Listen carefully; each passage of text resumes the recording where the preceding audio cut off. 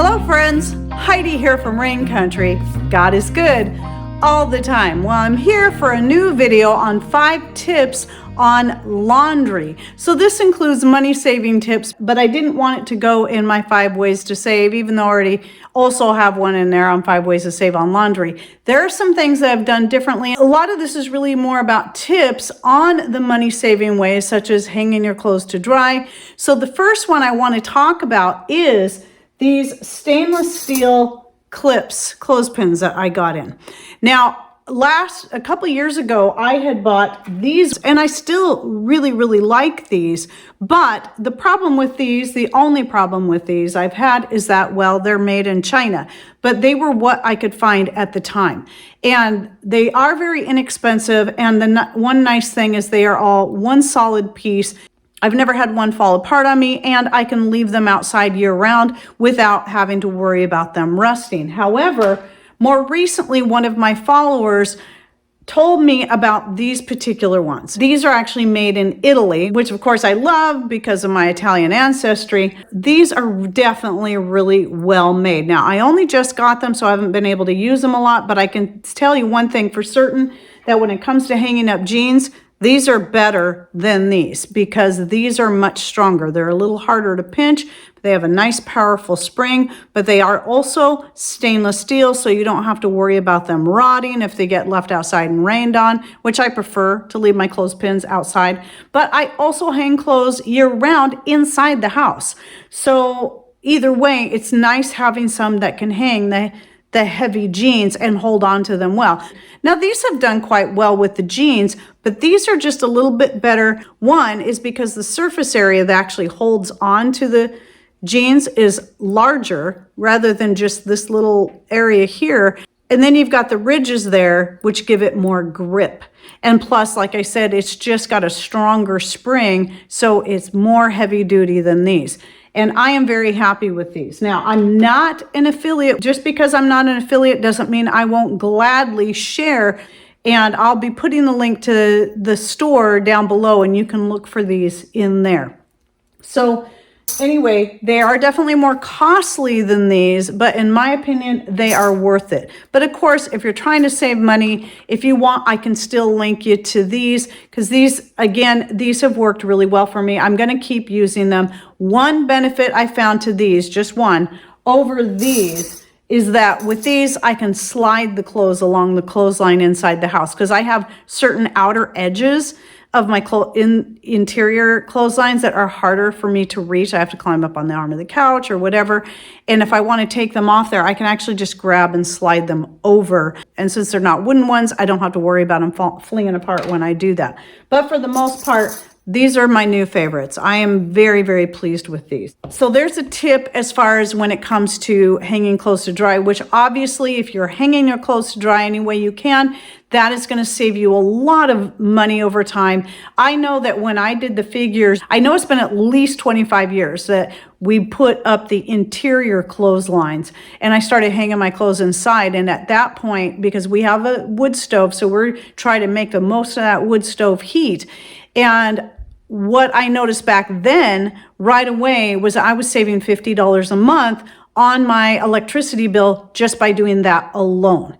And I would assume that by now, with the increased cost of electricity and so on, I'm saving even more by hanging my clothes to dry year round. So we live in rain country, so we don't get a lot of days where we can actually hang our clothes outside. But I do have 2 exterior clotheslines. One is a very long one that runs across from the greenhouse over to the chicken coop, and that gets utilized. And then there's the one on the deck that gets utilized quite a bit too. That one actually gets utilized more because it's closer to the back door. If I'm not really certain what the weather's going to do, because it can start out perfectly clear here and be a beautiful day, and then 5 minutes later it's raining. Now, the second one is the laundry detergent. This is one of the other big things that's changed since that video I put out a few years ago, and that is now my laundry powder is a very different recipe. It is completely soap-free.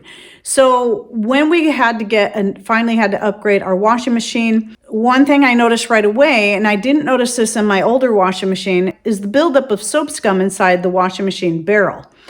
And so that kind of surprised me. And so I decided to look deeper into it and see if there was something better that I could make to prevent that. And I looked at several different recipes, and I did do a video on this that I'll link to down below. And what I'm actually calling this is a multi-purpose cleaning powder because I use it for a lot of things. Most predominantly, I use it for scrubbing the toilets, the tub, and the sinks, and also in the laundry. But you can also use it if you're washing dishes by hand. You won't get those nice suds that we tend to like, but it does work, and you can also use it in your dishwasher. I've tried all of them to see how well it has worked. And I've also even added it to my to the water when I'm having to do spot cleaning on my carpet. And it's worked very well. I like this recipe better. And once I started using this, the soap scum in the tub of my washing machine started going away. So it started little by little cleaning that out, which also tells me that I was probably getting soap scum in my clothes. So having something that worked better was also cheaper and easier to make was definitely helpful. So because I'm not using soap in it, that made it both easier. So if you're using homemade soap or you're even using the store-bought Zote or the Fels Naphtha, well, you don't have to cut or grate it. That's the part I hated about making those. And anyway, again, being soap-free means you're going to have less buildup of that kind of soap scum on your clothes or in your washing machine. And it's just basically 3 ingredients. And off the top of my head, I don't remember the exact measurements. I always have to refresh myself on that because I usually make a big batch at a time and store it in different jars around the house. But it's washing soda, baking soda, and salt. So in that recipe video, I did say sea salt. Well, the only reason I said that was because that's the cheapest salt I have right now. I bought those 2 big 50-pound bags for $8 a piece years ago. And I am still working through those because I only use that for cleaning. I got it through Glory Bee. I don't think I'll ever be able to find it that cheap again. So once that's gone, I'll be switching to whatever the cheapest salt is. I'm not going to use my more expensive Redmond real salt or Himalayan pink salt for making a cleaning powder. It's going to be whatever the cheapest salt is I can get. So just go with that. It does not have to be specifically sea salt.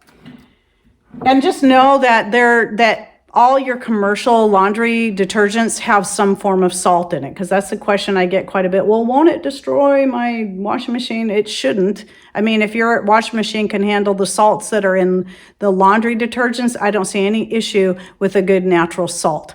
And it's so little in comparison to the whole size of the load and what else is in there, because the salt makes up the smallest portion of the detergent. And then you can also add essential oils if you want for a nice scent. I don't, because it just adds more expense, and I just don't see the benefit of it myself. Then the other thing is the vinegar. So I use homemade vinegar in the wash, and this can be really important if you're having an issue with your washing machine getting all of the detergent out of your clothes, is using a vinegar rinse, especially if it's homemade vinegar made out of scraps like I have here that's made out of citrus peels, predominantly grapefruit and orange. Then you can use that in there, use it in your rinse cycle, and not only will it help soften your clothes, so it will save you money on any kind of store-bought chemical-laden fabric softener, it'll also help remove any of the detergent that might stay in the clothes. So I do recommend doing that. Learning how to make your own vinegar is super easy. I have lots of videos on vinegar making. I have videos on how to make it out of fruit, flowers, herbs, and more. But I'm going to link you to the most thorough one I did, where I try to explain all the different things you can use to make vinegar, but also show you making vinegar. And that one was when I was using not just scraps and not herbs, but actually chunks of fruit, because I was trying to use that fruit up before it spoiled. So go watch that video if you've never made your own vinegar. And if you're interested in learning more about making vinegar, I'll just put the whole playlist down below as well. Now, the last couple of points are about hanging your clothes to dry and tips on that.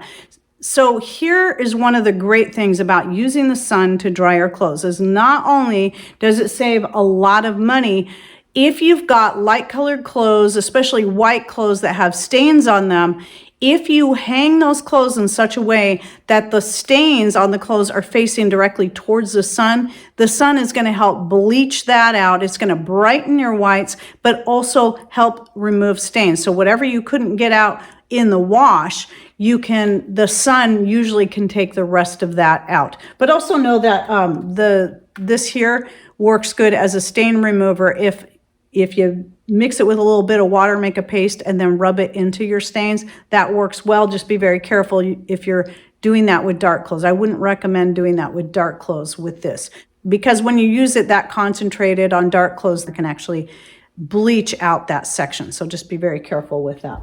And the other benefit of using the sun to dry your clothes is it also deodorizes. So whatever bad odors your washing machine may not have removed can be removed by the sun. And then the fifth point, still talking about hanging clothes, well, this kind of coincides with the last one, is because the sun can bleach your clothes out, when you're talking about dark clothes, hang them inside out if you're hanging them in direct sun, especially things like cotton clothes where the color tends to fade more quickly. So any of our 100% cotton shirts, whether it be our flannels, our t-shirts, when I'm hanging them out in the sun, I turn them inside out so that they'll still get nice and dry, they'll be deodorized, but the sun, it's only going to bleach out the inside of the clothes, not the outside of the clothes. And that has helped our clothes to stay nicer looking for a longer period of time by doing that.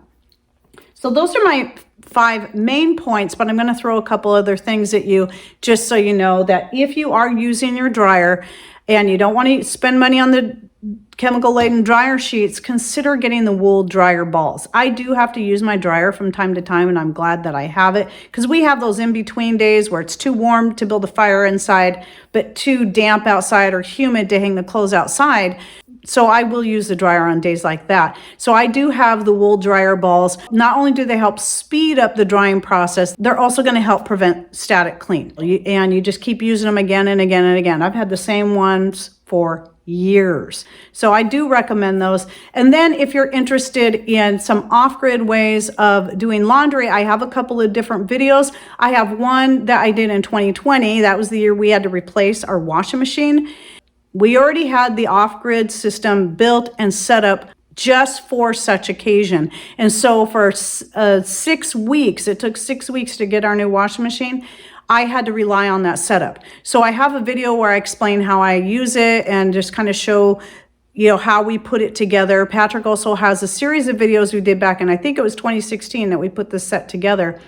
And he has a series of videos of building the rack and some of the different things that he did to get that set up for us. I think I have a playlist on that, so I'll link to that. I'll link to the video on how we use the off-grid setup, but I'll also link to a video where I gave various different off-grid ideas. So it doesn't have to be a setup like ours as far as washing the clothes. You got to find what works best for you and what's available to you. There's really cheap methods that just involve some plastic buckets. So I'm going to link to that video as well so you can look through those if you're looking for an off-grid setup, just in case you don't have enough solar power to run an electric machine, or you just don't have solar power and you want something there in case of a power outage. These are some good things to consider. So please be sure to open up that description box down below by clicking on show or show more, depending on your device, right down here somewhere, and it'll open that description box to find all the links I'll be putting in there.